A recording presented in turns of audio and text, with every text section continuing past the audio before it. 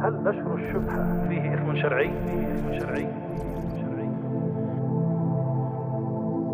طيب شيخنا الكريم، هل نشر الشبهة فيه إثم شرعي؟ يعني طبعا كبير جدا. بعض الناس اليوم يتندرون بهذه القضايا. يا سيدي، في عنا معاصي كبيرة، قتل، زنا إلى آخره، أعلى معصية وأن تقولوا على الله ما لا تعلمون. أذكر مرة أنه أحد العلماء بالشام كان بمصر، وحضر وفاة أحد أكبر علماء مصر، أعلى منصب ديني، شيخ الأزهر.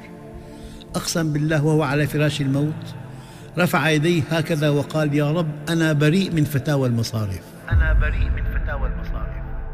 يعني فتى بغير علم.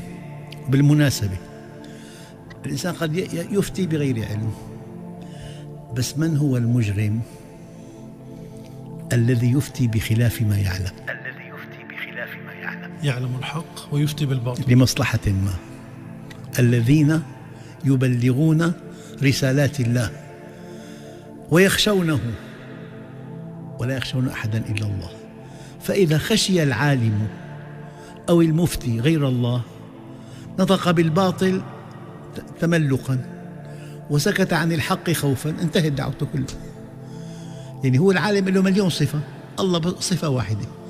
هذه الصفة اسمها بالبلاغة مترابطة مع الموصوف ترابط وجودي. إن ألغيت ألغي الموصوف.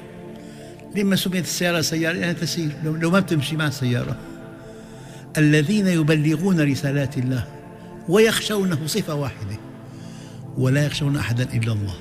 فإذا خشي العالم أو المفتي غير الله تكلم بالباطل تملقا وسكت عن الحق خوفا، انتهت دعوته.